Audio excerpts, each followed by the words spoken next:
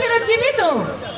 আমার ছেলের লাশটা আমি যখন পেয়েছি, ওর পায়ে মাংস ছিল না, শুধু হাড় ছিল। এমনভাবে নিকৃষ্টভাবে আমার সন্তানদের হত্যা করেছে।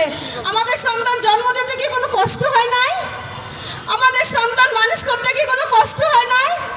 সেই সন্তানকে এত কষ্ট করে মানুষ করার পর যেভাবে পুড়িয়ে ফেলেছে, সেই সরকার বাংলাদেশে কিভাবে প্রতিষ্ঠিত হয়?